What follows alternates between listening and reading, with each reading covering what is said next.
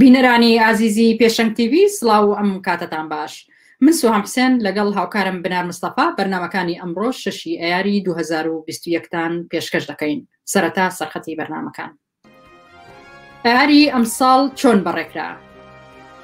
دۆخی سیاسی هەرێم و دەرهاویشتەکانی. پشتی پەیامەکەی مەسعود بەرزانی و حەقیقەتی بڕیاری 688 ئەنجومەنی نەتەوە یەکگرتووەکان. لە 11مین ساڵڕۆژی تیرۆری ڕۆژنامەنووس سەردەژ عوسماندا.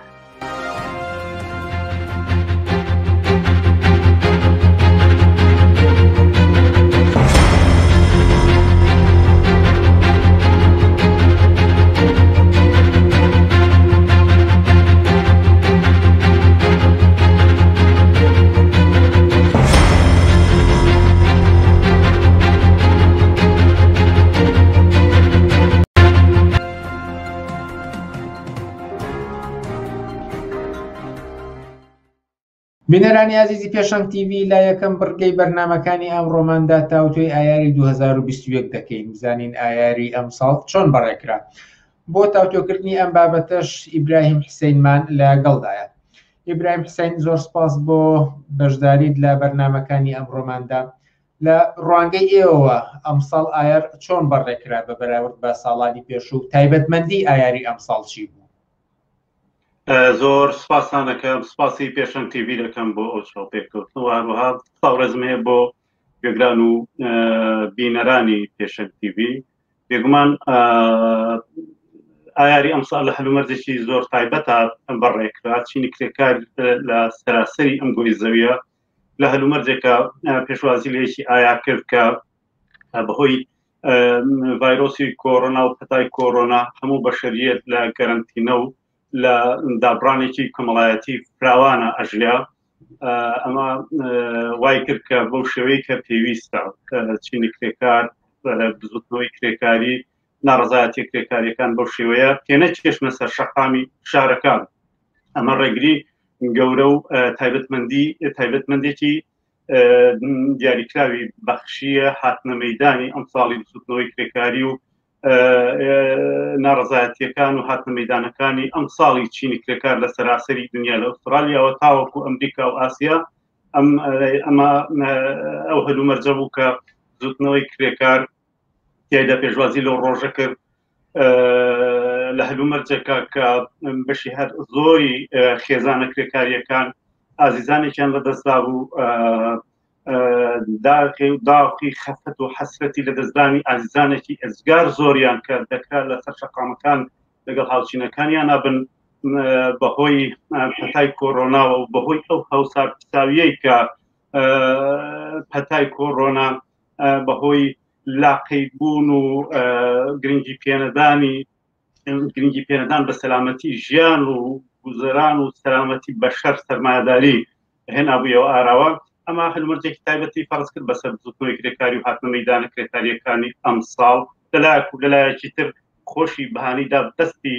دەوڵەت و حکوومەتە سەرمایەداریەکانی ئەمڕۆ بۆ ئەوەی خودی ئەم کەرەنتینە و ئەو دابڕانە شاملەی کە بەسەر بەشەریەتە فەرزکرا بوو بەکار بێنێ بۆ ئەوەی ڕێ بگرێ لەوەی کە چینی کرێکار لەو ئاستە ملیۆنیەیدا کە چاوەڕوان دەکرا بێتە مەیدان. ئەمە یەکێک لە تایبەتمەندیەکانی بوو. بەڵامیشێکتر لە تایبەتمەندیەکانی ئەوە بوو کە لە نێو دڵی ئەو کارەسات و تاریکی و بەربەریەتە کە سەرمایەداری خستوویەتە بەرپێی بەشەریەت، چینی کرێکار وەک هێزێک، وەک دەریچێک، وەک پەنجەرەیەکی ئومێد بە ژیانی بەشەر هاتە مەیدان. ئێمە بینیمان لە ئەوروپا و ئەمریکا و ئوسترالیا و هەتاوەکو ئێران و سلێمانی چینی کرێکار ناڕزایەتی کرێکاریەکان هاتنە مەیدانە کرێکاریەکان ئەو دروشم و داواکاریانیان بەرز کردبووە کە بەرگریکردن بوو لە ژیان، مقاومەتکردن بوو لە بەرامبەر بەربەریەتی سەرمایەداری، داواکردنی سەلامەتی بوو، داواکردنی بەرز بوو، داواکردنی چوونەسەری کرێ و حەقی مەسکەن و ئەوانە بوو. بینیمان لە سنە و تاران و ئێران و ئەوانە بزوتنەوەیکی ناڕزایەتی ڕادیکاڵی کرێکاری هەبوو کە داوای نانی ئەکرد، داوای ئەمنیەتی ئەکرد، داوای سەلامەتی ئەکرد، داوای هەموو شتانەی ئەکرد. ئەمە سەرباری هەموو ئەو میحنەتە گەورەی کە بەشەریەت تیاژیا چینی کرێکار پێشانیدا کە هێشتا ئەو ئیمکانە ئەم دڵە زیندوی بەشەریەت لێ دەدا و ڕزگاری و ئایندەی ژیانێکی باشتر بە کەم تا زۆر پەیوەندی بەوە هەیە ئەم چینە لە مەیدانی ئەم داوا جیهانیە چینایەتیەدا چەندە ئامادەیە ئەگەر ئەم بەربەستە نەبێت ئەگەر بێڕای پەتای کۆرۆناکە باڵی کێشابوو بەسەر زۆرێک لە جیهاندا و چالاکە کرێکاریەکانی مەحدود کردبوویەوە وەکو بۆ نمونە ساڵانی 2019 و پێشتر نەبوو بوو بەڵام لەگەڵ ئەوەشدا زۆر مەراسیم و بۆنەی جۆرە و جۆر لە سەرتاسەری جیهاندا وەکو خۆشتان ئاماژەتان پێ کرد ئەنجام درا بەڵام هەندێک دیاردە دەبینیت پێکدادان لە نێوان ئەوانی بەشداری مارشی ئایار دەکەن لەگەڵ پۆلیسدا بۆ نمونە مەراسیمی یەکی ئایار لە تورکیا لەلایەن هێزە ئەمنیەکان و پۆلیسەوە هێرشێکی زۆر تۆندتیژانەی کرایە سەر بە بۆچوونی ئێوە ئەمە گزارش لە چی دەکات هەتای کۆرۆنایان بەکارهێنا ویستیان دیسان و ئەمەش بکەن بە بەهانەیەک بۆ ئەوەی ڕێگەلەوە بگرن کە چینی کرێکار لە ئاستێکی فراوانتردا بێتە مەیدان ئەمە چاوەڕوان کرا بوو بەڵام تاو شوێنێک کە بە زەبر و زەنگ و اختناقی سیاسی لە تورکیا ئەگەڕێتەوە بە بڕوانین پایەکی هەرە سەرەکی بازاری کاری هەرزان بازارێکی کاری هەرزان کە بۆرژوازی و دەوڵەتەکەی ئۆردۆگان لە تورکیا سەپاندوێتی پایەکی هەرە سەرەکی ئەم سیاسەتە خەفەتکردنی دژنەوەی کرێکاری بووە خەفەتکردنی ڕابەرانی کرێکاری بووە خەفەتکردنی ڕێکخراوە و نەقابەت کرێکاریەکان بۆ بۆیە ئەم پێکدادانەی یان ئەم دەستبردنەی دەوڵەتی تورکیا سوپای دەوڵەتی تورکیا هێزە ئەمنیەکانی دەوڵەتی تورکیا و ئۆردۆگان بۆ سەرکوت و بەکارهێنانی تند و توێژی لە دژی چینی کرێکار بە بڕای من مۆمنتێک و حاڵەتێکی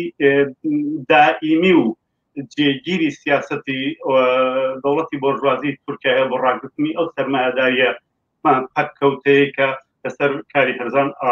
ڕاوەستاوە وەکو باسم کرد ئەم سیاسەتی ڕاگرتنی بازاری کاری هەرزانە لە ڕێگەی اختناق و خەفەقانێکی سیاسیەوە ئیمکانی هەیە کە تا ئێستا بە دەرەجەی ئەساس و بە شێوەی کارەسەرەکی ڕووی لە بێدەنگکردنی چینی کرێکار و بێدەنگکردنی ڕابەرانی کرێکاری و یەکێتی کرێکاری و هەردوو لە دەرکەوتنێکی چینی کرێکار بووە بۆیە ئەوە تەنیا حاڵەتێکە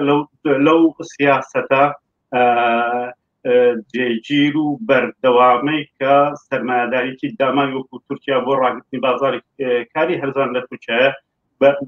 بەدەستێوەیەتی هەموو اختناق و سەرکوتێکی سیاسی کە لە تورکیا و لە جیهانی شەرقا هەیە ڕیشەی لەو پێویستیی دەوڵەتی بۆرژوازی سەرمایەدایە بۆ ڕاگرتنی بازاری کاری هەرزان بۆی ئەوان چاوەڕوانی ئەوان دەکرد کە چینی کرێکار بێتە مەیدان کۆڕۆنا و مەسلەی کەرەنتینە و ئەوانیان کرد بە بەهانە بۆ ئەوەی کە دەست لە بزوتنەوەی کرێکاری بکەنەوە ڕێگەلەوە بگرن کە لە ئایارە بتوانێت بەرامبەر بەو اختناقە و بەرامبەر بوو بماتێک کە دەوڵەتی سەرمایەداری سەپاندوێتی بێتە مەیدان لە کوردستانیش یادی یەکی ئایار کرایەوە لە شاری سلێمانی مەراسیمێکی زۆر شکۆ دەرمان بینی کە تایدا کۆمەڵک دروشم و خواستی کرێکاران دەوترایەوە وەکو سەلامەتی شوێنی کار کاریان بیمەی بێکاری و نەمانی ژیانی هەژاری و هەتا وەکو بەرزکردنەوەی دروشم دژ بە کوشتاری ژنان و ڕاگررتنی کوشتاری ژنان ئایاری کوردستان چۆن هەڵەستەنگێنەوە بە دیاریکراویش ئەم دروشمەی کە ئاماژەم پێداکە بۆچی لە یەکی ئایارە دروشمی ڕاگررتنی کوشتنی ژنان بەرز دەکرێتەوە لایەکی گەشی بزوتنەوەی ئایاری ئەمساڵ ئایاری ئەم ساڵی کرێکارانی کوردستانیش بە هەمان شێوە بە شێوەیەک نۆکو پێشووتریش ئاماژەی پێکرا ئەم دەورەیە کە چینی کرێکار هەیەی لە ڕاگررتنی مەدەنیەت لە دیفاعکردن لە مەدەنیەت لە دیفاعکردن لە ئەو ستاندارد و پێوەەر و بەها ئینسانیانەی کە لە کۆمەلگەی بەشەری بە زۆری خەباتی نەوەکانی پێشووتری چینی کرێکار و بەشەریەتی کرێکار و زەحمەتکێش سەپاوە ئەوەی کە لە کوردستان بینیمان ئەوە چینی کرێکار بوو ڕابەرانی کرێکاری بوو هەڵسوڕاوانی کرێکاری بوون بەو ئاستەی کە دەرکەوتن لە کۆمەڵگایە وەکو پەنجەرەیەک دەرکەوتن وەکو ڕێگایەک دەرکەوتن بۆ هێنانە پێشی ئەو خواست و ئامانج و داواکاری ڕەسەنانەی کە داواکاری دڵی خودی ئەو ئینسانیەتە کرێکار و زەحمەتکێشەیە لە ڕیفاهی زیاتر لە خۆشگوزەرانی زیاتر لە کرێی زیاتر لە مافی ڕێکخراون هەتا ئەگەر بە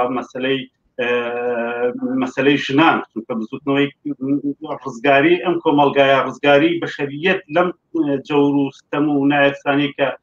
دەوڵەتی سەرمایەداری هێزە بۆژوازیەکە سەپاندویانە ئەم هێزەیە ئەم زوتنەوەیە و ئەمە یەکێک دەتوانین بڵین لەناو ئەو تاریکی و بێمافی و نائەمنیە سەرتاپاگیرەی کە بۆژوازی لە هەموو گۆشەکانی ئەو دنیاە و لەوانش کوردستانە سەپاندوێتی بزوتنەوەی کرێکاری ئەو دەنگەیە ئەو هێزەیە کە لە پێشەوەی ئەو خواست و مقاومەتەی بەشەریەتە بۆ ژیانێکی باشتر بۆ حرمەتێکی زیاتر پێگومان لە کۆمەلگای وەکو کوردستانە کە نوکی ڕمی هێرشی بۆژوازی کۆنەپەرستی بۆ زیاتر ڕووی لە بەشە لاواسترەکانی تەبەقەی کرێکارە چینی کرێکارە لەوانە ژنان پێگومان چینی کرێکار بزوتنەوەی ڕادیکاڵی کرێکاری ئەوەندەی کە توانای هەیە کاتێک کە ڕوبڕی ئەو دیاردەیە ئەبێتەوە لە بەرامبەری ڕادەوەسێ قسەی خۆی هەیە ڕای دەگەێنێ لە هەر حدێکە ئیمکانی هەیە ڕای دەگەێنێ کە ئەم بێمافیە و ئەم جیاکاریە قابلی قبول نییە بۆیە ئاساییترین شت ئەوە ئاساییترین چاوەڕوانێک کە لە بزوتنەوەی کرێکاری هەیە ئەوەیە کە بکەوێتە پێشی ئەم داخوازیانەی کە بەشە جۆراوجۆرەکانی کۆمەلگا بەشە جۆراوجۆرەکانی چینی کرێکار بەرزی ئەکاتەوە لەوانە بزوتنەوەی ژنان بەشێکن لەو ئۆردوی کارە لەو هێزی کارە بە شێوەیەکی زۆر فراوانتر لە بەشەکەی تری چینی کرێکار بێمافەکرێن سەرکوتەکرێن سەرکزەکرێن ئەخرێنە گۆشەی سوچی ماڵەکانەوە لە ڕێگەی کۆنەپەرستی ئیسلامی و قەومیەوە وەرحاصل لە هەیبەتی کۆمەڵایەتیان لە کەرامەتی کۆمەڵایەتیان کەمتر دەکرێتەوە بزوتنەوەی کرێکاری ئەو بزوتنەوەیە بوو کەوتی ئەمە لە ڕوانگەی ئەم تەبەقەیەوە لە ڕوانگەی ئەم چینەوە لە ڕوانگەی ڕادیکالیزمی ئەم چینەوە ئەم نایەکسانیە قابلی قبول نییە بەشێکی ئەوە بوو بەشێکی هەروەکو بینیمان چینی کرێکار دروشمی تریشی هەڵگرتە بوو نانکار ئازادی دروشمێک کە لە سلێمانی بیسمان لە سنە و شارەکانی ئێرانە لە فراوانی بیسمان ئەمە ئەو قەیامە بوو کە ئەم چینە ئەو بەشی ڕادیکاڵی ئەم چینە ڕابەرانی ئەم چینە ڕایانگەیان کە ئەمانە لەم دەعوایە لەسەرجام لەم دەعوایە لەسەر ئازادی لەکوێدا ڕاوەستاون و نیشانیاندا کە هەر ئاڵوگۆڕێک کەمیان زۆر لە ژیانی ئینسانیەتی کرێکار و زەحمەتکێش بەهێز و قدرەت و نفوزی ئەم بزوتنەوەی مەربوطە بۆ پێم وایە باشە لایەنە پەیوەندیدارەکان بکەم کە لە کوردستاندا هەم سەرۆکی پەرلەمان هەم وەزیری کار بە بۆنەی یەکی ئایارەوە پەیامیان دا ڕوو بە کۆمەڵگە و ڕوو بە کرێکاران پێم خۆشە سەرنجی ئێوە لەسەر ناوەڕۆکی ئەم پەیامانە ببیستن ئەوەندەی کە من پەیامەکانی لە سەڵاتدارانی بۆژوازی کوردستانم چاو لێ کردووە بەڕاستی ئەمان پەیامێکە کە بە سووک سیرکردن و بە سووک وەرگرتنی چینی کرێکارە بۆ نمونە پێستەر محەممەد لە پەیامەکەی خۆیدا کاتێککە باسی کرێکاران و کرێکارانەکە باسی کەسانێکی هەژاری داماوەکە کە دەبێت دڵیان ڕابژیرێ کە ئەبێ احترامیان بگیرێ ئەبێ تۆزێکی زیاتر مراعات بکرێن ئەوە ئەم معاملەیە بەو شێوەیە معاملەیەکی ئەرباب ڕەعیەتی لەگەڵ چینی کرێکارەکان و کوڕەعیەت معاملەی چینی کرێکارەکات لە ڕاستیە ئەم لوتف و مەرحەمەت نواندنەیان کە پیشانی ئەدەن پەردەیەکی تەنکە خەریکن ئەیدەن بەسەر واقعیەتی چۆسانەوەیەکی بێ ئەو پەڕی چینی کرێکار لە کوردستان بێمافیەکی بێ ئەو پەڕکە بەسەر چینی کرێکار و بەشە جۆرەکانی چینی کرێکار و هەموو کۆمەلگایە فەرزیان کردووە ئەو جۆرە دەربڕینە عاتفیە سەرسەریانەیە بە چینی کرێکار و ئەوانە بۆ داپۆشینی ئەو واقعێتی بە بچووک نیشاندانی کرێکار و شخصیەتی کرێکار و کرێکارە وەکو ڕەعیەتێکی داماو لە کەمکردنەوەی لە وەزنی کەمکردنەوە بوو لە وەزنی ئەو چینە ئەوەی کە داعشیان ناوەباسی یەکەن کە بیکەن بۆ نمونەوەی کە یاسایکارێکیان هێناوە و داویانەتە پەرلەمانی عێراق و دەبێت لە داهاتوویەکی دوورترە لەسەری ڕێککەون هیچ پێویستی بە چینی کرێکارەوە نییە هیچ دەخلێکی هیچ ئۆرگان و ڕێکخراوێکی کرێکاری و هیچ قسەی هیچ نوێنەرێکی ئەم چینی کرێکارەی تیانە لە نێوە خۆیانە لەسەر کۆمەڵێک کار و ڕێکار ڕێکەوتون بۆ ئەوەی کە بازاری کار و چەسانەوەی چینی کرێکار چۆن بەرنە پێشەوە ئەمە قسەی هەمویان ئەو شانەی کە من بینیم لەوە تێپەڕی نەکرد کە دەستێکی لوتف و مەرحەمەت بەسەر قوربانیەکانی خۆیاندا بێنن بەسەر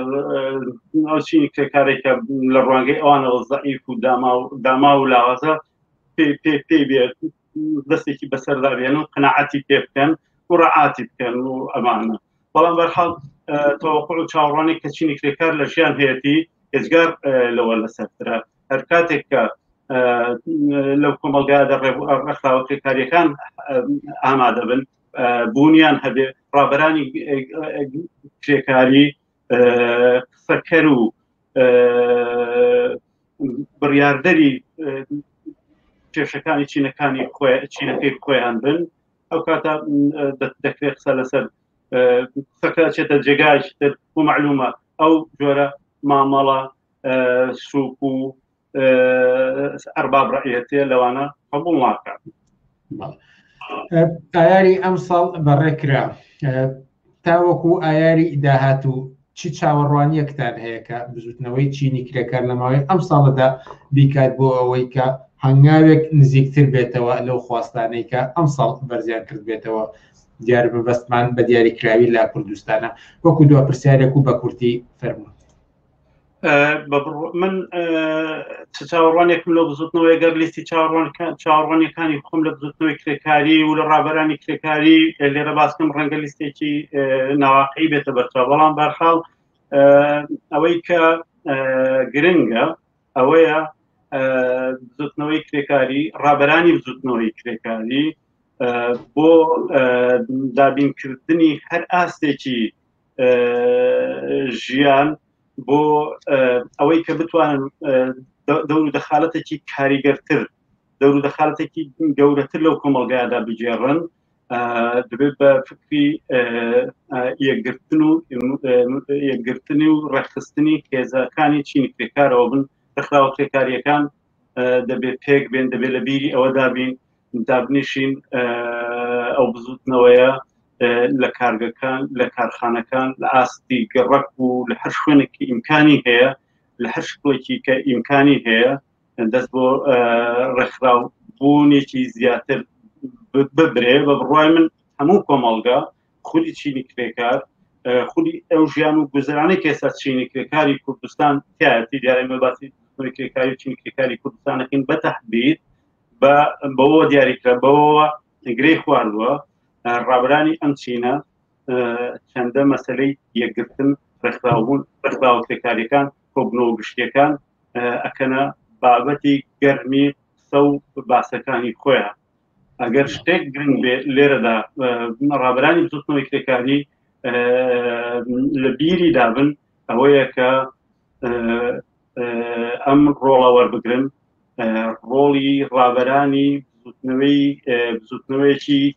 چینایەتی وەربگرن کە دەتوانێت ئەگەر بێتە مەیدان ئەگەر ڕێکخراو ببێ ئەگەر دەستی بە هەر ئاستێکی دیاریکراو لە ڕێکخراوبوون ڕابگە بێگومان هاوکێشەی هێست لە کوردستان بە دەرەجاتێکی زۆر ئەگۆڕێت و بێگومان ئەو بۆشاییە گەورەیە کە نەبوونی زوتنەوەیەکی کرێکاری ڕێکخراو لە کوردستان هێناوێتە پێشەوە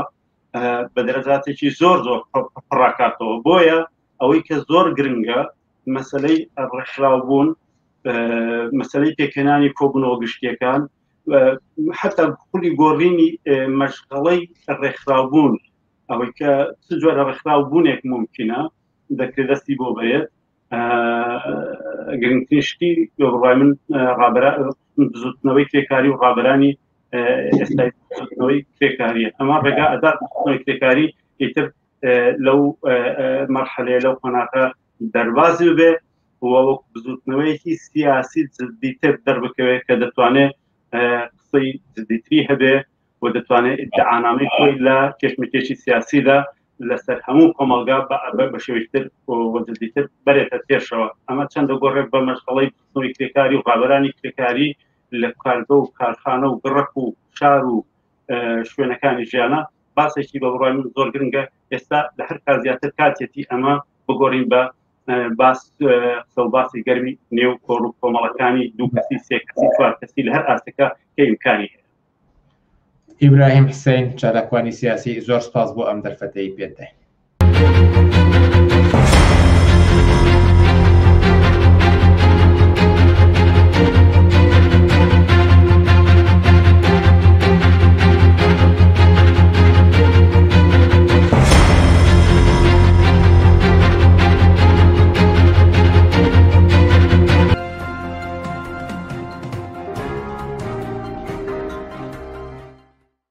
بینەرانی ئازیز دووبارە سڵاو. سەبارەت بە دۆخی هەرێم و دەرهاویشتەکانی گفتوگویەکمانە بێت لەگەڵ عوسمانی حاجمارەف سکرتێری کۆمیتەی ناوەندی حزبی کۆمونیستی کرێکاری کوردستان.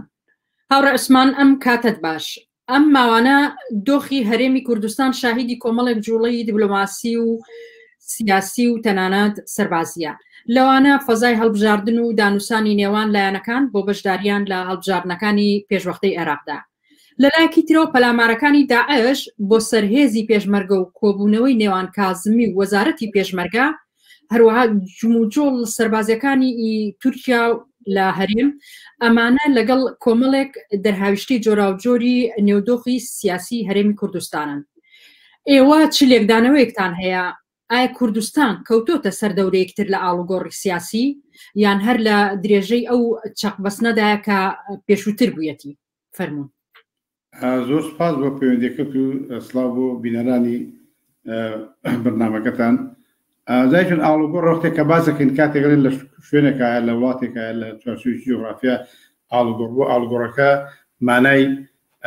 کۆمەڵایەتی سیاسی ئابووری بە مانایەک ینی تەغییراتێکی گەورە ڕوئەیە کە هەتا هێزە سیاسەکان تەغییراتیان بەسەرا بێ. بۆ چوونی من ئەگەر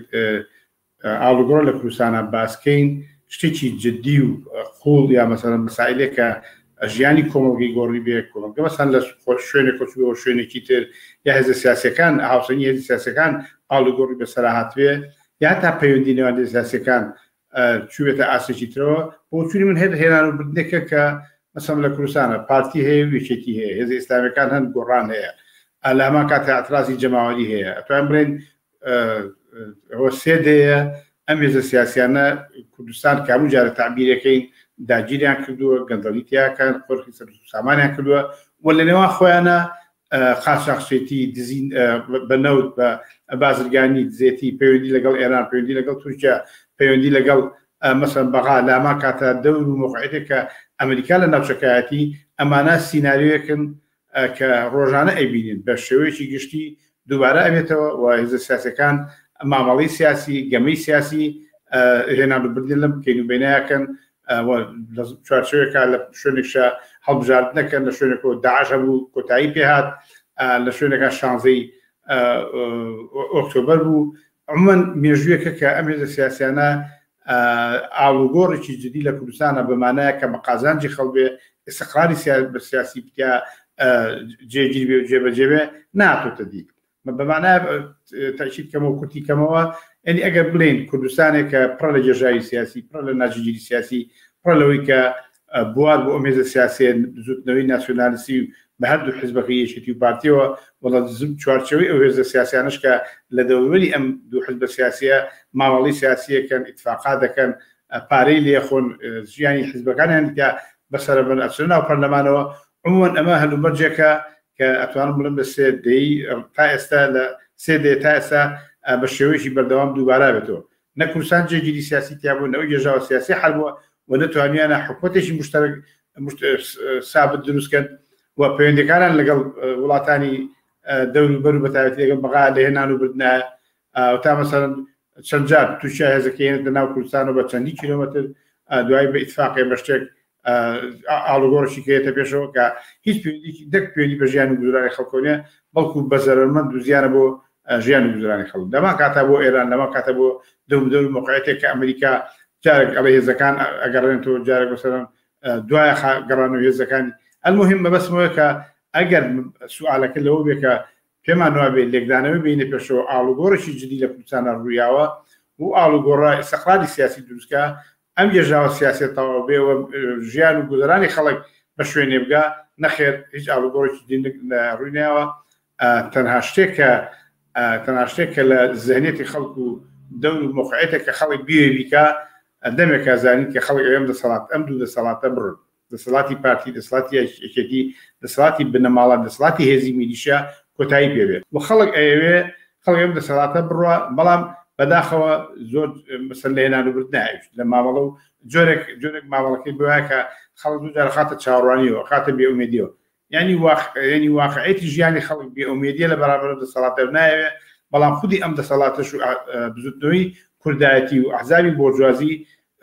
کەڵەکەی سەرمایە بەم شێوەی کە هێزی میلیشیا وجودی هەیە چەسانەوەیکی زۆر هەیە و ناومێدیەک هەیە کۆمەلگە بەم شێوەیە بەڕێوە بن و گێژاوی سیاسی و ناجێری سیاسی بەرداوامی پێ زۆر باش هاوڕێ عوسمان ئەوە چەند جارەکە داعش توانیوەتی هێرش بکاتە سەر بنکەکانی پێشمەرگا لە کاتێکە ئەو هەموو هێز و گروپە چەکدارانە لە عێراق و کوردستانە هەن ئەمە وێ ڕای هێزەکانی ئەمریکا و هەڵپەیمانانی دژ بە داعش ئێوە چ خوێندنەوەیەکتان هەیە بۆ ئەم هێرشانەی داعش ئەو جارە شتێک واقعیتێکە ئیشارەتی پێبین مانەوەی داعشە کە بەجالەوەی لە موسڵ کۆتایی پێهێنرا بۆ زەربەی گەوری خوارد مەسەن سەکردەکانیان کۆتایی پێها بەڵاوکو بزوتنەوەیەکی ئیسلامی توندڕە و کە مەسەڵەن بڵین دەوڵەتی ئیسلامی دروستکە بە شێوەی عەسابات بە شێوەی مەسەڵەن بڵین هێزی موسەلا لە ناوچەکانە تەواجودیان ماوە کۆتاییان پێ نهاتووە بۆیە کۆتایی پێنایە علاقی بە قدرەت و هێزێکە داعشەیەتی نییە ئەگەر بەسەرم بۆ نمونە عێراقێکی مستەقر هەبێ سابت هەبێ کوردستانە بێت جێ دەوڵەت تیا دامەزرێ هێزی سەربازی مشتەرەکی هەبێ بۆ مەسەڵەن ئیسلاحێکە خۆیان بەکارن بەسمۆنێکە ئەوە دروستە مەسەڵەن کە خۆیان یەک دەست بن تاوان یەک دەست نا یەک دەست نەباوەڕم پیانەکەوان یەک دەست بن بەمانایە مەسەڵەوەی کە وڵات دەوڵەتێک دامەزێ لە کوردستانە دەوڵەتە لە عێراق دامەزێ ئەم هێزە تائیفی و نەتەوەیانە کۆتاییان پێوێ هێزی میلیشیا کۆتایی پێوێ تەواجودی هێزی میلیشیا تەواجودی هێزی تائیفی و هێزی قەومی یارمەتیە بە داعشش کەش بۆ خۆی لە ناوچەکەیە هێزێ بێ و ماوەڵی سیاسی خۆی و گەوی سیاسی خۆی و شەڕەکەی بکە بەڵاگە مەسەڵەن بۆ نمونەگەر وڵاتێکی دامەزراو بێ وڵاتی دامەزراو بێ هێزی چەکداری سابتێ یەک وحدەوێ یەک رێک هاتەبێ داعش ناتوانێت دۆرە ببینێ داعش مەسەڵەن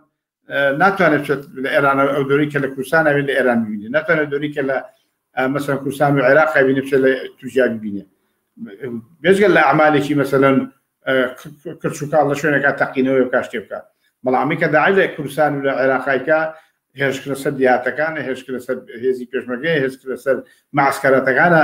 ینی جۆرێک وەزێکی ئاڵۆزی دروست کردو بەڵام ئەسڵەکەی ئەگەڕێتەوە بۆ هەمان ئەو گێژاوە سیاسی و ناجێری سیاسی کە خودی هێزە میلیشیاکانی بزوتنەوەی کوردایەتی بزوتنەوەی عروبە و هێزە تائیفەکانی ئیسلامی پێشیان هێناوە ئەمە واقعیەتەکەیەتی ئەبێ ئەمە ڕاماڵدرێ ئەمە کۆتایی پێوێت تا ئەمە کۆتایی نییە ئەگەر داعشیش دەبێت جۆرێکی لە داعش دروست دەبێت باشە هاوڕێ عوسمان لە دۆخی ئێستەی کوردستانە تورکیا هەتایەت بنکە و بارەگاکانی ئەکاتەوە و ناوچە سەربازەکانی خۆی بەری نەکاتەوە هەموو ئەمانە بە پاساوی شەڕە لەگەڵ پەکەکەیە ئایا بەڕاستی کێشەکە پەکەکەیە یان تورکیا بە شوێن ئامانجێکی استراتیژی ترەوەیە لە ناوچەکەدا ئەکیدەکە بە شۆ استراتیژی و باس مەسەلەیەکی ترەوە لە ناوچەکەیە ئەو مەسەڵەن دەخالەتی لە سووریا دەخالەتی لە عێراقا و چەشمەچێشێکە لەگەڵ سعودیە و لەگەڵ ئێران و حتا لەگەڵ ئەمریکا و وڵاتانی تراهەیەتی جێگەڕێگەی بە خۆی پێیاکە لە شوێنێکا کە بۆتە جێژاوی سیاسی و ناجێگیری سیاسی و ئەنوا هێزی میلیشیا و لە بزوتنەوەی کورداتی عروبە و تایفی دەوری تیاوینێ ئەویش دەبێت چمکێ بە خۆی چێش بکە و لە هەما کاتە باڵادەستی خۆی نفوزی خۆی دەخالەتی خۆی لە عێراقایە لە سووریا سۆگەرکە پەکەکەش بەجیا لەوەی کە ئەوێ لە پەکەکەش باوە مەسەلەیەکە بۆ خۆی وانێکە نێوێ لە پەکەکەوە بەڵام لە هەما کاتە عوزرێکە بەدەستێەوە وەسیلەیەکە بەدەستێەوە کە بیکاتە دەخالەتێ ملکەچی پارتی دیموکراتی کوردستانی پێ بکە مسعود بەرزانی ئەو خاتە ژێر بە کێفی سیاسەتەکەی خۆیەوە و موقعیەتی خۆی لە ناوچەکەیە لە مقابلی سعودیە و ئێرانە پێیگیرتر بکە و جێگەڕێگەی کە علاقاتێکە لە نێوان ئەمریکا و رووسیا هەیە لە ناوچەکە ئەویش جێگەڕێگەیەکی تایبەتی خۆی هەبێ و حساب بۆ بەرژەوەندی سیاسی و دیپلۆماسیەت و بنەما ئابوورەکانی خۆی بکات دەستکەوتێکی بێ بە خۆی بەهەر قەیران و مەسایلێکی کە تووشایی بێ بەڵام واقعەتی جێژاوی سیاسی ناوچەکە لە وڵاتی ناوەڕاستە ئەو جێگەڕێگەیش بە پارتیاوە کە هەم بێ لە پەکەکە بە و هەم بێ کە دەخالەت لە بە تایبەتی لە عێراق و سووریا دەبکە و موقعیەتێ بۆ خۆی بەدەست بێنەکە بە بۆچووی من تا حدێک بەدەستێنا و ئەو تا بێ هیچ خەوف و ترسێک و بێ هیچ سانسۆرێک بێ ئەتوانێت هێزەکانی بە چەندی کیلۆمەتر بێنێتە ناو سوورەکانی عێراقەوە سوورەکانی سووریاوە بۆ دومان بکە هێزی ئاسمانی و زەمینەکەی بەکاربێنێ بێ ئەوەی بەجا لە بەیاندەرکردن و ڕەتفعلێکە لە حکومەتی عێراق و شوێنێک بێ هیچ ڕەتفعلێکی کە نییە ئەمە واقعەتی جارێککە ئەو ئاژاوە و جێژاوە سیاسەیە کە لە ناوچەی ڕۆژهەڵاتی ناوەڕاستە هەیە و کوردستان بۆتە بەشە لەوەی ژاوە سیاسیە عێراق بەشێکە لەوەی ژاوە سیاسیە سووریا بەشێکە لەوەی ژاوە سیاسیە وڵات بۆتە مەیدانێ بۆ چەشمەچێشی وڵاتانی زلێزی دنیا و لەما کاتە وڵاتانی ناوچەکە لە تورکیا و ئێران و دەرەجەیەکی سعودیە. عوسمانی حاجی مارف سکرتێری کۆمیتەی ناوەندی حزبی کۆمونیستی کرێکاری کوردستان سوپاس بۆ بەشداریت هەرشاد. زۆر سوپاس بۆ ئێوەش.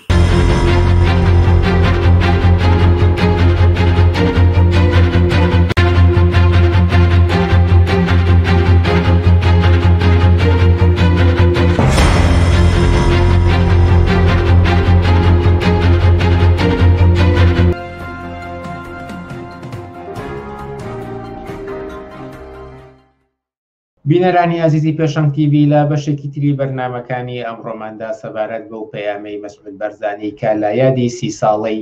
بڕیاری 688 ئەنجومەنی ئاسایشی نەتەوە یەکگرتووەکان دای سەبارەت بە ناوچەی ئارام کە لەو کاتەدا 30 ساڵ بەر لە ئێستا ئەو ئەنجومەنی ناوبراودای بۆ تاوتۆکردن و لێکدانەوەی ڕاستیەکانی پشتی ئەم پەیامە عەبدوڵڵا مەحموودمان لەگەڵدایە. عەبدوڵڵا مەحموود ئەم کاتت باش. ئامانجی ئەم پەیامەی مەسعود بەرزانی لە ئێستادا چییە و باسی کردبوو ئەو لە پەیامەکەیدا کە ئەمە دەرفەتێکی زێڕین بوو بۆ ئەنگەلی کوردستان و سوپاسی بۆشی باوکی کرد کە دەست پێشخەر بۆ بەدەستهێنانی ئەم بڕیارە. لەکدانەوەی ئێوە لەم بارەیەوە چییە؟ سەرەتا سوپاس بۆ تۆ و بۆ بینەران و بیسەرانی تەلەڤیزیۆنی پێشەنگ تا ئەوەندەش بە پەیامەکە دەگەڕێتەوە ئەوە تا ئەوەندەی بە پارتی یەکێتی دەگەڕێتەوە بەڕاستی دروست وایە کە ئەمان حەقی خۆیانە پێشوازی لە دانانی ئەوەی کە پێڵێن ناوچەی ئارام بکەن لەبەرەوەی بوو بە خێر و بەرەکەت و نیعمەتێکی یەکجار زۆر کە ئەوان لە وەکو دوو هێزی سیاسی حاشیەی بێنێتەوە نێو کۆمەڵگەی کوردستان. بەڵام تا ئەو جێگەی بە خەڵکی کوردستان دەگەڕێتەوە بە پرسی سیاسی خەڵکی کوردستان دەگەڕێتەوە من دەتوانم بڵێم کە ئەمە یەکێکە لەو تراژیدیانە و یەکێکە لەو کارە ساتانەی کە لە مێژووی 100 ساڵی ڕابردوودا بەسەر خەڵکی کوردستان داهاتوە یەکێکە لەو تراژیدیا گەورانە بەو زۆر سادەیە بەو معنایە کە چونکە مەسەلەی داهێنانی بڕیاری 688 بۆ دانانی ناوچەی ئارام کێشەی سیاسی خەڵکی کوردستان وەکو پرسێکی سیاسی پێنایە خوارەوە بۆ پرسی ئاوارەکان لە حاڵێکدا خەڵکی کوردستان کە ئاوارە بوون و هەموو تراژیدیاکانێکە کە بووە ڕاستەوخۆ هەموو ئەو تراژیدیانە بەرئەنجامی بوونی کێشەیەکی سیاسی خەڵکی کوردستان بووە کە هەی بووە بۆیە مەسەلەی ئەو ئاوارەی بە کۆمەڵا کە ڕوویدا دیسان هەر لە درێژەی ئەو زوڵمە قەومیەدا بوو کە لەلایەن بەعسەوە لە بەعس ڕۆژەمەکانی پێشترەوە هەبوو لەسەر خەڵکی کوردستان بۆیە ئەمە پرسێکی سیاسی بوو بەڵام هێنانی ئەم بڕیارە ئەم پرسیە سیاسی هێنایە خوارەوە بۆ پرسێکی ئینسانی بۆ پرسی ئاوارەکان وەلەو کاتەشەوە کۆمەڵگەی کوردستانی کرد بە ئۆردوگا کردی بۆ ئۆردوگا وەلەو ئۆردوگایەشدا دووشتی کرد یەکەمیان خەڵکی کوردستانی جارێکیکە لە درێژەی ئەو جەنگ و ملهوڕەیە کە پێشتر بوو بێ ئیرادە کرد و لەلایەکی کەشەوە یەکێتی و پارتی کردا پاسەوانی ئەو ئۆردوگایەی کە بەو بڕیارە جێگیریان کرد وەنایان ناوچەی ئارام لە حاڵێکدا بەڕاستی نەک ناوچەی ئارام نەبوو ئێمە هەموو دەتوانین ئەوە ببینین خودی ئەوەی کە کۆمەڵگەی کوردستان لە کۆمەلگایەکی ڕۆتینەوە کرا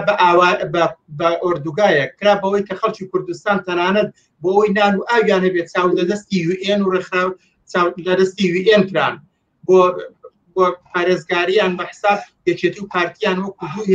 وەکو دوو هێز کە لە ئەوڵەوە لەگەڵ خۆیان لەگەڵ سیاسەتی جەنگی گرێدا بوو هێنان کردیانن بە حرەسی ئەم ئۆردوگایە بەو ئۆردوگایە و ئیرادەی خەڵکی کوردستانیان بەڕاستی تێکشتان بۆیە بە هەموو معنایەک دەتوانین بڵین کە ئەمە ئەگەر بۆ یەکێتی و پارتی خێر و بەرەکەت بوو بەڵام بۆ خەڵکی کوردستان تراژیدیا بوو لەبەرەوەی ئەگەر دەکرا ئەو وەختە ئەگەر ئەمان بڕیار بووایە کارێ بکەن ئەگەر بڕیار بووایە قرارێک بێت دەبوو لە ڕوانگەیەکی سیاسیەوە مامەڵە لەگەڵ ئەم وەسیەتە و ئاوارەیی بکرێەوە لە ڕێگەی ئەوە هێنانە گۆڕی پرسێک بۆ چارەسەرکردنی کێشەی کورد دەیتوانی معنایەک پەیدا بکە بەڵام کە دیارە ئەمان نە لەو بڕیارەدا و نە لە بڕیارەکانی پێشویاندا هیچ وەختێک نە مەسەلەی خەڵکی کوردستان و نە مەسەلەی خەڵکی عراق گشتی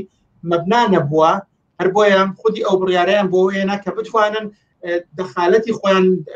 ئەمریکا و غەرب بەتایبەتی دەخالەت و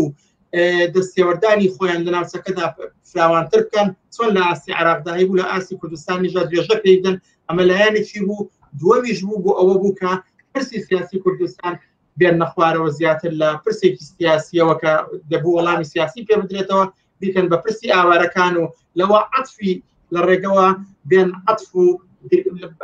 دیارە عەتف و گریانێکی ساختاک بۆ بەرژەوەندی خۆیان بەکاربێت ئەگەر نەخێر هیچ خێر و بەرەکەتێکی نەبوو بەڵام بەڕاستی بۆ یەکێتی و پارتی بەرەکەتی بوو بۆیە مەسعود بارزانی هەرکی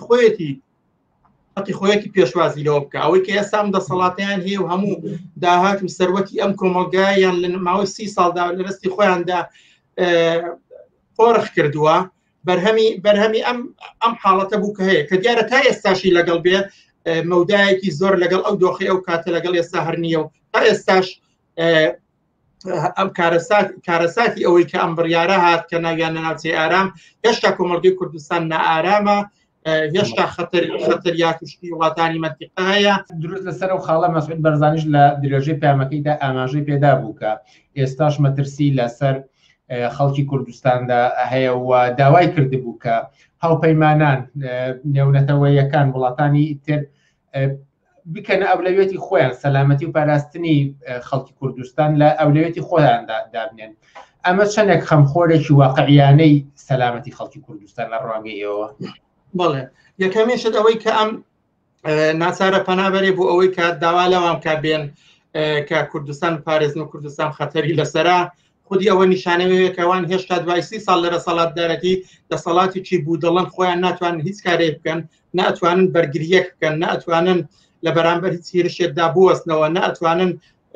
تەنانەت بەرگری لە هێزەکانی خۆشیان بکەن ئەوە لایەنێکە کە خۆیان ناتوانەوە بیکەنەوەی ئاعترافێکە کە ئەمەدەیکە بەڵام لایەنی چکەوێت تاوەندێک کە خەتەر لەسەرا بەڕاستی دەبێ بزانین واقعیان بەڵێ خەتەر هەیە بەڵام ئەو نەک ئەو خەتەرێک کە مەسعود بارزانی باسی دەکات چونکە خودی مەسعود بارزانی و پارتی و لەگەڵ یەکێتی هاوپەیمانیان خۆیان بەشێکن لەو خەتەرێکە لەسەر کۆمەڵگەی کوردستان هەیە بەشێکن لەو خەتەرێکە لەسەر خەڵکی کوردستان هەیە بەڵام خەتەری گەورەتر لەسەر کوردستانەوەی کە هێشتا خەڵکی کوردستان ئایندەی سیاسی خەڵکی کوردستان هیچ دیار نییە ڕاستە کوردستانی ئێستا کوردستان لە چوارچەوەی فێدرالیزمدا لەگەڵ عراقدایە بەڵام هەمیشە هەتا هەم لەگەڵ عراقدا ئەگەر تەماشا بکەین پەیوەندی نێوان هەرێم وەخدا هەمیشە پەیوەندێکی ئاڵۆزە بەو هۆیەوە کە ئەو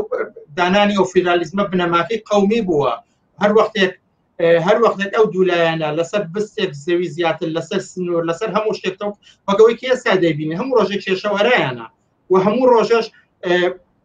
دەکرێت چاوەڕوانی ئەوە بکەی کە هێزێکی وەکو حەشی شعبی بێتە ڕەشە بۆ سەر خەڵکی کوردستان دەکرێت تو چاپ بێت هەڕەشەکە هەمیشە بووە ئێران هەمیشە دەکرێت وەک هەڕەشە هەمیشە پیشان بدرێت کە دیارە خودی لە سەڵاتی یەکێتی و پاریش خۆی هەڕەشەیە مەسڵەیە کە بڵێم ئەگەر هەڕەشەیەکە بێ ڕەشەیەکە بێ لەسەر خودی خەڵکی کوردستان هەیە بەڵام لەسەر خودی یەکێتی و پارتی باسی نەکە ڕەشەنی ئەوان خۆیان هەڕەشان لەسەر خەڵکی کوردستان هەڕەشان لەسەر خەڵکی کوردستان و ئەوەش کە ئەمان پێیان وایە ئەمە ناوچەی ئارامە بەڕاستی هێشتا هەر ئەوەی کە مەسعود بارزانی داوا دەکات کە جارێکی کە کورد بپارێزرێ نیشانەیەوەیە کە هێشتا کوردستان ناوچەیەکی ئارام نییە هێشتا نەسەقامگیری سیاسی هەیە نەسەقامگیری ئەمنی هەیە نە ئارامی سیاسی هەیە هیچ کامێک لە ئەوانە لە کۆمەلگەی کوردستاندانی و هەموو ڕۆژێ ئەگەری ئەوە هەیە لە هەر ئاڵوگۆڕێکی ناوچەی هەر کێشمە کێشمێکدا کە دێتە پێشەوە ئەم خەڵکی کوردستان جارێک کە تووشی مەسافی کوێرەوەری بێتەوە کەواتە ڕێگە چارەی واقعی چییە بۆ ئەوەی کە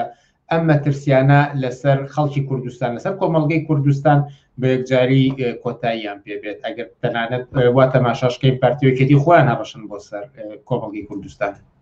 بەڵێ دوو شت بە چارەسەرکردنی دوو شت یا بە لابردنی دوو گرفت ئەکرێ ئەمە چارەسەر بکرێت یەکێکیانەوەیە پەیوەندی هەرێم بە بەغداوە ئێستا فیدرالیزمی قەومیە خۆی کێشەیەکی گەورەیە گرەیەکی گەورەیە دووەمیشیان خۆی لەسەڵاتی پارتی وەرەسەڵاتی میلیشیایی لە کوردستاندا گرفتێکی هەیە واتە ئەو دوو گرفتی بناغەیی هەیە کە وەستی کۆمەڵگەی کوردستانی وا لێ کردووە کە هەمیشە لەبەردەم هەڕەشەدا بێت و هەمیشە نەئارام بێ خودی لەسەڵاتی یەکێتی و پارتی لەسەڵاتی میلیشیاییان کە هیچ شەرعیەتێکی نییە دووەمیشیان خودی ئەو فیدرالیزمی قەومیە کە کوردستانی بە بەغداوە بەستوێتەوە ئەم دوو گرفتی سەرەکین دەبێ ئەو دوو گرفترە لابردرێن لابردنی ئەو دوو گرفتش لە گرێوی ئەوەدا یەکەمیان پرسی سیاسی خەڵکی کوردستانە بێ وەڵام وەربگرێتەوە ڕاستە لە بەڕووخانی حکوومەتی بە زوڵمی قەومی لەسەر خەڵکی کوردستانیان ستەمینەتەوایەتی نەما بەڵام خۆ چارەسەری پرسی سیاسی کوردستان وەڵامێکی وەرنەگرتوێتەوە هێشتا هەموو ڕۆژێ ئەمە دەتوانین هەڕەشە ببینین هەموو ڕۆژە دەستێوەردانی وڵاتەکانی ناوچەکە ببینین ئەم بەو معنایە کە خودی ئەو فیدرالیزمە کە یەکێتی و پارتی تەبەنیان کرد و چوونە پشتی کە زیاتیەوە بەخێر بوو بە مایەی نەکبەتێک و هەمیشە هەڕەشەی هەم عێراقەوە هەم وڵاتەکانی منتیقی لە بەرامبەر کوردستاندا ڕاگرتووە لایانی دووەمیشیانەوەی کە خودی دەسەڵاتی یەکێتی و پارتیە خۆیان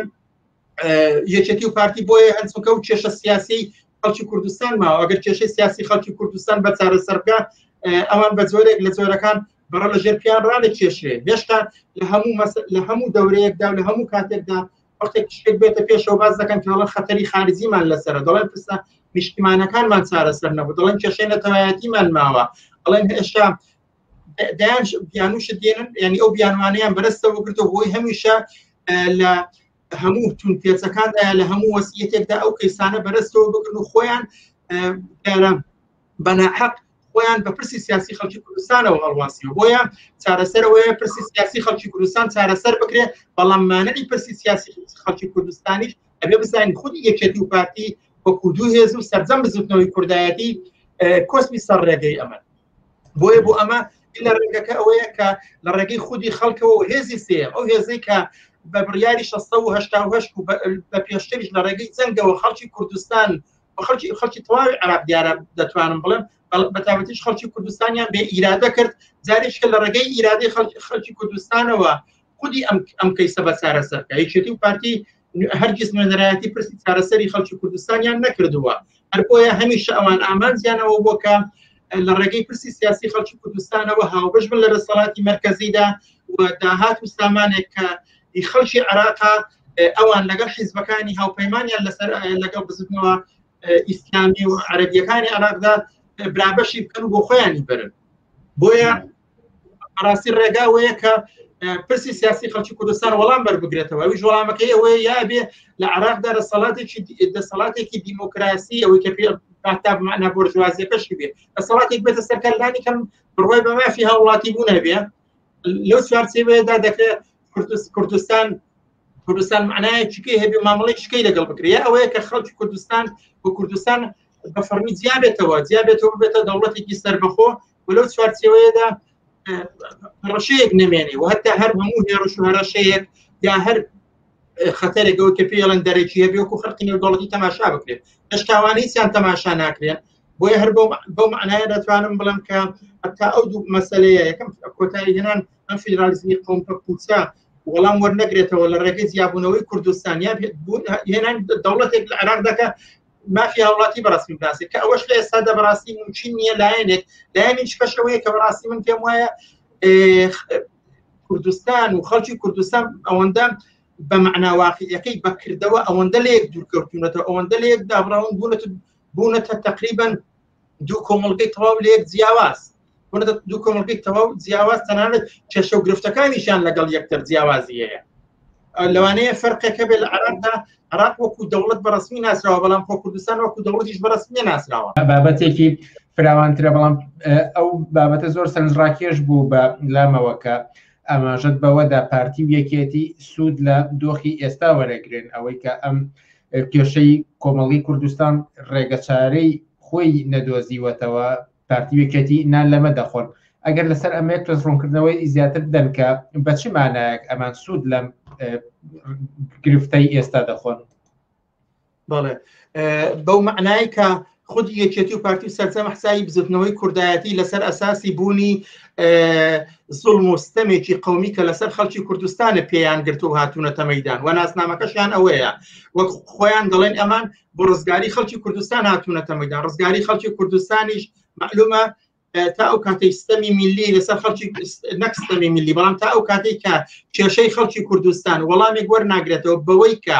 یا ئەوەی کە لەگەڵ لە چوارچێوەی وڵاتێکدا خەڵکی هاوڵاتیانی لە بەرامبەر یاسادا هەمویان یەکسان بن یا ئەم بەشەی کوردستان کە لە 91ەوە بەکردەوە جیابەتەوە لە عێراق ببێتە دەوڵەتێکی سەربەخۆ ئەگەر ئەمە ببێ یەکێتی و پارتی هیچی تر ناتوانن بڵێن جا کێشەی کوردستان حەل نەبووە کێشەی نەتەوەی حەل نەبووە کێشەی کورد وەڵامی وەرنەگرتوێتەوە خەتەری وڵاتانمان لەسەرە خەتەری عێراقمان لەسەرە ناسیۆنالیزمی عەرەب هەڕەشەمان لێ دەکات ئەگەر ئەمە وەڵام وەرگێتەوە یعنی ئەگەر شتێک نەمێنێ بە ناوی پرسی کوردەوە وەڵام وەربگرێتەوە ئەو کاتە یەکێتی و پارتی ئەو کەیسەی کە بەرزتیانە و بە ناوی پرسی خەڵکی کوردستان هاتوونەتە مەیدان ئەو کەیسەیان لەرە زەر دەچێت ئەو کاتە بە هیچ وەرێک ناتوانن بەردەوام خۆیان ئابدەیت بکەنەوە خۆیان بەرهەم بێننەوە لەژێر ناوی لەژێرەوەی کە خۆیان بەو پرسەوە گرێداوە ئەگەر ئەو پرسە وەڵام وەربگرێتەوە ئەوان لانی کەم بنەمای پێکاتنیان دەڕوخێ و بنەمای درێژەتان بە سیاسەتیان دەڕوخێ و بنەمای سات و سەوداشیان لەگەڵ عێراقدا دەڕوخێ بەو معنایە بەڵێ ئەگەر ئەو کۆتایی پێ ناتوان هیچی کە لەسەر ئەساسیەوەی کە کێشەیەکەیە بە ناوی کێشەی خەڵکی کوردستانە وەڵام وێر نەکردێتەوە ئەوان بەرەبەرداری لێ بکەن ئەمان تەماشا بکەن لە هەموو ئەو ماوەیەشە تەنانەت کە ئەو پرسە بووە بەناهەق ئەویان بەرەستەوە گرتووە بە ویستویانە مێژووی خەباتی خۆیان بۆ شریکبوون لەگەڵ دەسەڵاتی مەرکەزیدا لەگەڵ مێژووی ڕزگاری خەڵکی کوردستان بۆ ڕزگاری سەربەخۆیی بکەن بە یەک وەجووتی بکەن لە حاڵێکدا دووشکی جیاوازن یەکێتی و پارتی و سەرجەم حزبی بزوتنەوەی کوردایەتی بە درێژایی مێژووی پێکهاتنیان بۆ یەک جاریش بۆ چارەسەری کێشەی کورد بۆ وەڵامدانەوە بە پرسی کورد نەهاتوونەتە مەیدان و دروستیش نەبوون بەردەوام بۆ ئەوە دروست بوون کە ببنە چاویان لەوە لە سەردەمی سەدام حوسێندا سەدام حوسێن بیانکە بە شریک لەگەڵ دەسەڵاتی بەعزدا ئەمانیش وەکو حزابێک لە عێراقدا دەسەڵاتیان هەبێ و لە داهات و خێر و بەرەکەتێک کە لە عێراقدا هەیە بەشدار بن ئێستا کە بەعسیش ڕووخاوە لە 2003ەوە ئەمان ئامانجیان هەیە یعنی لەگەڵ ئەوەدا کە ئەو کەیسانە بەرەستەوە دەگرن بەڵام هەر بۆ نمونە با نمونێکی سادە بێنمەوە ئەگەر هەر ئێستا ئەگەر بەغدا ئامادە بێ مانگانە ئەوەی کە پێڵەن شایستە داراییەکانی هەرێم بودجە بنێرێ بۆ هەرێمی کوردستان هیچ کەس نەیەکێتی نەپارتی باسێکیان لەسەر مەسەلەی کوردیە باسێکیان لەسەر ئەوە نییە کە دەبێت کێشەی سیاسی خەڵکی کوردستان وەڵام بگرێتەوە باسێکیان لەسەر مەسەلەی نەتەوایەتی نییە بەڵام وەختێک لە بەغدا بودجە دەبردرێ یەکسەر دێن دەڵێن جا مادەی 140 و دەبێت کەرکووک و ناچێت کێشە لەسەرەکان دەڵێن نایمێ کێشەی گەورەترمان هەیە لەگەڵ بەغدا هەموو ئەوانە نیشان دەدا کە ئەمان دوور و نزیک نەک پەیوەندیان بە چارەسەری کێشەی خەڵکی کوردستانەوە نییە خۆیان بوونەتە کۆسپێکی سەرەکی لە بەرامبەر پرسی سیاسی خەڵکی کوردستاندا بۆیە پێشوازی لەم ناوچەی ئارام و شیش دەکەن خودی ئەوە نیشانەیەوەیە کە دەیانەوێت لەو ڕێگەیەوە درێژە ئەوە 30 ساڵە درێژە بەو دەسەڵاتدارەتی خۆیان دەدەن دەسەڵاتی خۆیان داستەپاندەوە بە خۆبەستەوەیان بە ئەمریکا و غەرب و دواتر بە پێشوازیان لە بڕیاری 688 ئێستاش دەیانەوێت جاریش کە داوا بکەنەوە کە ئەمان پارێزگاریان بکەن باش خەڵکی کوردستان هەکێتی بپرسێ باشە بڵێ ئێوە چ دەسەڵاتێکن ئێوە ئێوە سرە سەڵاتێکن ئەگەر خۆتان ناتوانن هیچ کارێ بکەن بە احترافی خۆتانەوەتا داوا دەکەن زارێشکە کە ئەمریکا و غەرب بتان پارێزن باشە دوای 30 ساڵ لەرە سەڵاتدارەتی ئێوە هەر لە تاڵانی کوردستان و داهاتی کوردستان دەبن بەڵام ئەو جێگەی دەگەڕێتەوە بۆی ئەگەر خەتەرێک لەسەر کوردستان بێ ئەوان دەڵێن هەیە بەڵام خۆیان ناتوانن هیچ بەرگریە بکەن بۆیە دەستە و دامێنی ئەمریکا و غەرب دەبن ئەگەر قسەیەک ما بێت بتوانن لە یەک ڕستەدا بیڵێن وەکو دووە ئەودا سوپاسدانەکەم من جارێککە زۆر سوپاسی تۆ دەکەم من دەمەوێت ئەو بڵم کە جارێککە ئەوەی کە پێیان و ناوچەی ئارام کوردستانی لەو کاتەوە تا ئێستا بەنە ئارامی هێشتوێتەوە ناوچەی ئارام نەبوو هیچ خێرێکی بۆ خەڵکی کوردستان نەدایە بوو بە خێر و بەرەکەت بۆ یەکێتی و پارتی خودی سیویەکی ئاب لە سەردەمی ناوچەی ئاراندا پێکاتوە دەیان و سەدان کەس لە هەڵسوراوانی سیاسی وڵاتانی منتیقا لە سەردەمی ناوچەی ئارامدا کە ئەوان شانەزی پێوە دەکەن کوژرا و تیرۆرکراون و لە سەردەمی ئەوەی کە پێ دەڵێن ناوچەی ئارام هەموو ڕۆژە ئێران و تورکیا لەشکرکێشیان کردو بارانی تادوایان کردو بۆیە ناوچەی ئارام خێر و بەرەکەت بۆ یەکێتی و پارتی کە ئەوانی گەیاندۆتە دەسەڵات بەڵام بۆ خەڵکی کوردستان کارەساتە عەبدوڵڵا مەحموود زۆر سپاس بۆ ئەم دەرفەتەی کا پێداین زۆر سپاس بۆ ئێوە بۆ جارێککە بۆ بینەران و بیسەرانی تەلەڤیزیۆنەکەتان هەر بژین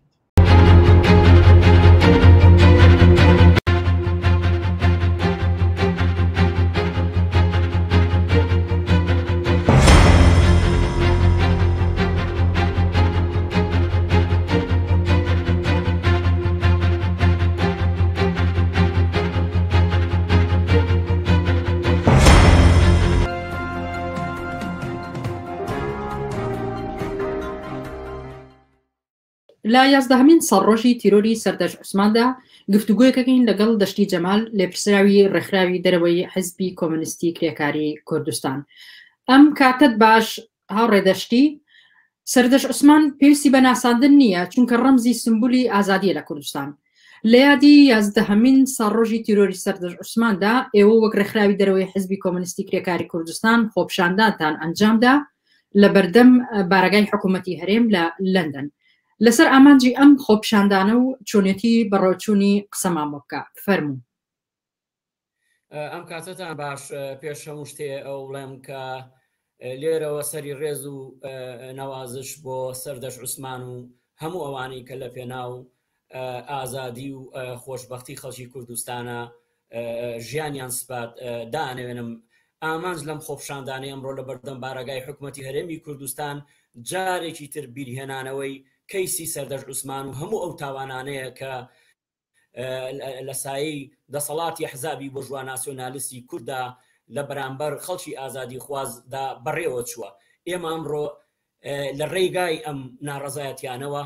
پەیامی خۆمانگەیان بە حکوومەتی هەرێمی کوردستان کە کەیسی سەردەش عوسمان و هەموو ئەوانەی تر کەیسێکی کراوەیە بەو معنایە کەیسی هەموو کۆمەڵگایە. سەردەش عوسمان وەکو لاوێک کە خولیای ئازادی و خۆشبەختی و دژ بە ناعەدالەتی و ناعەدالەتی دەسەڵاتێکی ستەمکار بووە بە ڕەغنەی قوڵی لە دەسەڵات کەوتە بەردەم تیرۆرەوە بەداخەوە ئەو کەیسە هەتا ئەمڕۆ بەداخراوی ماوەتەوە. بۆیە بەم معنایی کە ئێماڵێن ئەمە کەیسی هەموو کۆمەڵگایە بەو معنایی کە ئەڵێن سەردەش عوسمان ڕەمزێکە بۆ ئازادی بەو معنایەیە کە کەیسی سەردەش تەنها کەیسی ڕۆژنامەنووسێک نییە تەنها کەیسی لاوێکی خوێنکار نییە بەڵکو کەیسیە و کەیسێکی گرێدراوە بەسەر جەم کۆمەڵگا و ماف و ئازادەکانی خەڵکی کوردستانەوە. دەسەڵات لە خیلالی کوشتنی و دەمکوتکردنی سەردەش عوسمانەوە ئەوێت دەمکوتی کۆمەڵگا بکە ئەوێ ئازادی بخێنە لەو کۆمەڵگایە دەیەوێت لە ڕێگای تیرۆرکردنی سەردەشتەکانەوە پەیامی خۆی بە کۆمەڵگا بگەێنێ ڕێگە نەدا بە هیچ دەنگێکی ناڕزایەتی ڕێگا نەدا بە هیچ ژنێکی ناڕازی بەرامبەر بەم دەسەڵاتە ڕێگە نەدا بە هیچ کرێکارێک کە داوای مافەکانی خۆی بکە ڕێگە نەدا بە هیچ لاوێک کە داوای خۆشبەختی و تەعینات و بیمەی بێکاری بکە لە ڕێگای ئەم تیرۆرانەوە دەیەوێت هەموو دەنگێکی ئازادی لەو کۆمەڵگایە سەرکوتکە. ئێمە ئەمڕۆ لە ڕێگای ئەم خۆپشاندانەوە ویسمان بە ئەو پەیامە بە دەسەڵات بگەێنین کە ئەم کەیسانە بەکراوەی مامنەتەوە و خەڵکی کوردستان و ئازادی خوازان مصرن لەسەرەوەی کە بێ هەموو ئەم کەیسانە بە جێگای خۆی بگا و ئەمیش لە گرێوی تەنها و تەنها لە گرێوی ئەوەدایە کە ئەم دەسەڵاتە سەرکوتگەرە دەبێت لەسەر ژیانی خەڵک کۆتایی پێبێ دەبێت تەواوی ئەم دەسەڵاتە بهێنرێتە و هەموو تاوانانەی کە لە مێژووی ڕەشی کارنامەی دەسەڵاتدارێتی یەکێتی پارتیە بەرامبەر بە ئازادی خوازان چۆتە پێشەوە دەبێ هەموو ئەم کەیسانە ببێنە بەردەم دادگایەکی جەماوەری عادلانە و هەمومانە بەسەر بە سزای خۆیان بگەێنێت بەتەنها ئەم ڕۆژە تەنها ئەوە نییە ئێمە یادی سەردەش عوسمان بەرز و بەڕێز ڕابگرین بەڵکو هاوکا دەمانێت بۆم دەسەڵاتە بڵین ئەم مەلەفانە وەکو هەموو مەلەفەکانی تر کە لە سایی 30 ساڵی ڕابردووە لە شار و لە شاخ دش بە نەیارانی ئەم دەسەڵات و حیزبانە چۆتە پێشەوە بە تایبەتی لە 30 ساڵ دەست حاکمیەتی ئەم حیزبانە لە کوردستان کە دەیان ڕۆژنامەنووس دەیان هەڵسوڕاوانی سیاسیان تیرۆر کردووە نەکەر ئەمانە بگرە ناڕزایەتیەکانی خەڵکیان بە کوشتن وەڵام پێداوەتەوە و تەنانەت نەکرد نەک تەنها بە کوشتن ئەگەر بە کوشتنیش پێیان نەکرابێ بە ڕێگای سەرکوتیان بە یاسایان بەکارێناوە هەر وەگەوەی کە ئێستا لە بەرامبەر ڕۆژنامە نووسان و هەڵسوڕاوانی سیاسی لە بادینان و لە هەولێر ئەو سیناریۆ گاڵتەجارڕێی کە بەڕێوە چوو لە بەرامبەر شێروانی هەمووانی ترا زۆر باشە هاوڕێدەشتی دەسەڵاتدارانی کوردستان زۆر بانگەشەی بوونی ئازادیەکەن لە کوردستان بەڵام بەکردەوە لە بەرامبەر هەموو دەنگێکی ئازادە ڕاوەستاون لە هیچ جۆرە سەرکوتێک دەستیان نەپاراستووە بۆ نمونە دەستگیرکراوەکانی بادینان ئەوەی جێگەی سەرنجە پاش هەر توند و تویژیەک و سەرکوتێک لەلایەن دەسەڵاتدارانەوە دواتر تۆمەتیش بۆ قوربانیەکە هەڵبەستراوە بۆ نمونە دەستگیرکراوەکانی بادینان بە سیخور لە قەڵەم دران بۆچی دەسەڵاتداران دەست بۆ ئەم سیاسەتە قێزەونە ئەبەن و ئامانجان چییە لەم کارە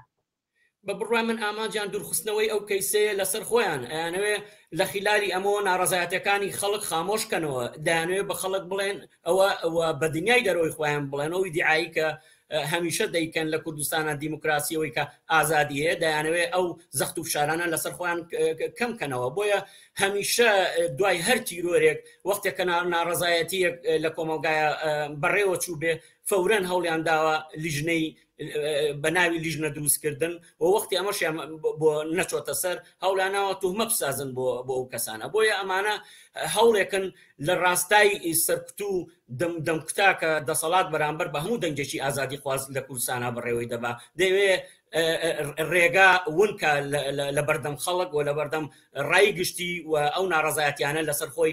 خاو کاتەوە و بە جۆرێک خەڵک لە چاوەڕوانیان ڕابگرێ بۆیە خەڵک دەمێکە ئەوە ئەم سیاسەتەی دەسەڵاتداران لە کوردستانە تێگەیشتووە لە دوای هەر تیرۆرێکە ئەنجامیان ناوە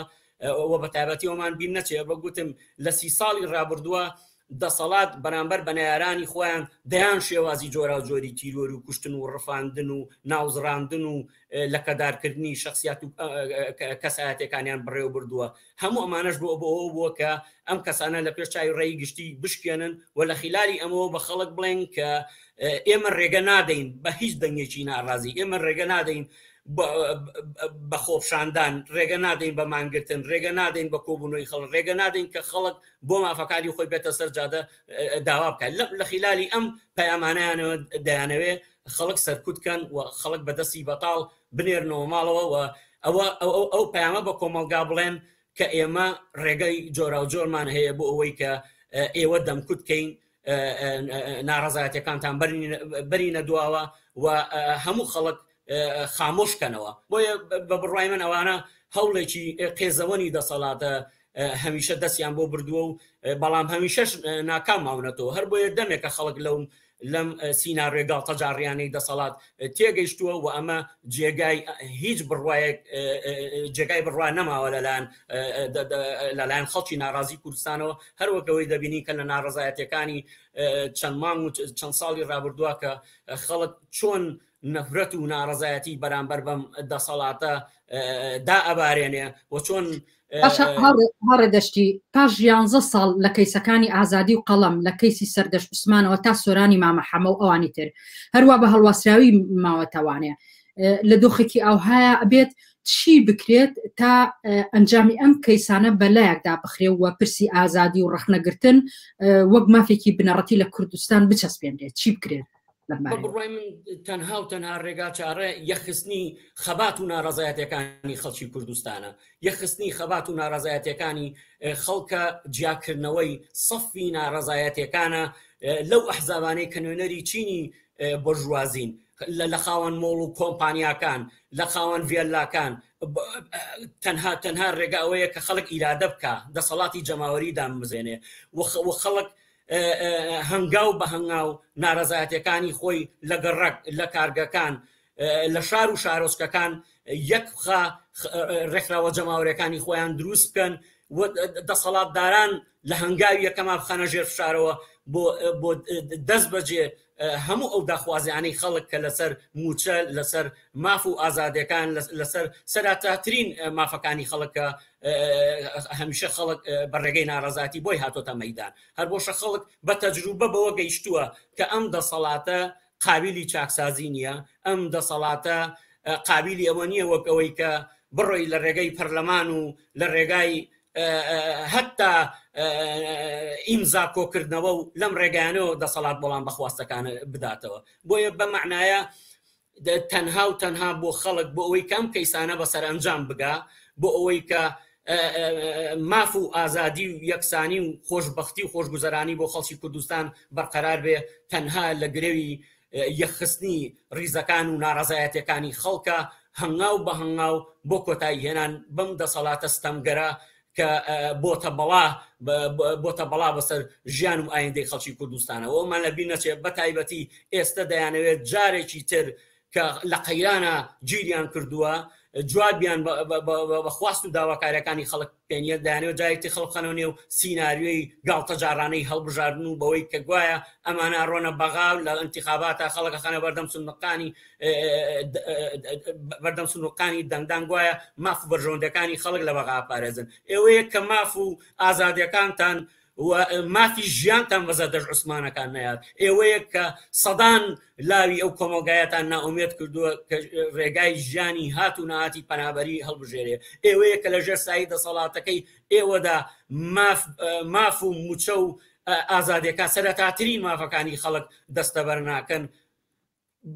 بە کام ڕێگا ئێوە چەند ژیانی خەڵکا بۆیە خەڵک دەمێک ئیمتیحانی خۆی لەسەر ئەم دەسەڵاتە داوە تەعبیری لێەکا و لە ناڕەزایەتیەکانە بە شێوەی سووتاندنی مقڕەکانی ئەم حیزبانە تعبیری لێ کردووە ئەوەی کە خەڵک دەڵێ ئەبێ ئێوە بڕۆن تەنها بە ڕێگای ڕێکخراوبوون ئەتوانێ ئەو داواکاریی خەڵک ئەو ڕێگەی خەڵک عملی بێتەوە بەوەی کە خەڵک ڕێکخراو بێ، بەوەی کە خەڵک دەستخانە نێو دەستیەکەوە پژمێن بە پشتی یەکەوە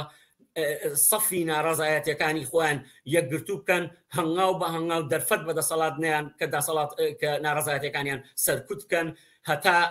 هەنگاو بە هەنگاو بە ڕێژێ پێی ئەم دەسەڵاتە دێنە دەرەوە. ئەوە تەنها ڕێگەیەکە و ئەوە پەیامێکە کە سەردەشت عوسمان مەشغەڵێکە کە داوێتێت دەست ئازادی خوازان داوێتێت دەست ئەو لاوانەی کە سەردەشت عوسمان لە دوای مرجی خۆی دای بە لاوان و خەڵکی ئازادی خواست کە دەستی خۆیان لە دەستی ئەم حیزبانە بکەنەوە ڕێگای بەدیێنان و بەدیێنانی ئازادی و خۆشگوزەرانی و خۆشبەختی تەنها و تەنها لە گرەوی کۆتایی هێنانی ئەم دەسەڵاتە گەندەڵچی و ستەمکارەیە لەسەر دەشتی جەمال لە کەسراوی ڕێکخراوی دەرەوەی حزبی کۆمونیستی کرێکاری کوردستان سوپاس دەکەین. سوپاس بۆ کاتەکە. بینەرانی عزیز بەم شێوەیە هاتینە کۆتایی بەرنامەکانی ئەمڕۆی پێشەنگ تیڤی هەتا هەفتەی ئایندە هەر شاد و سەرکەوتوو بن.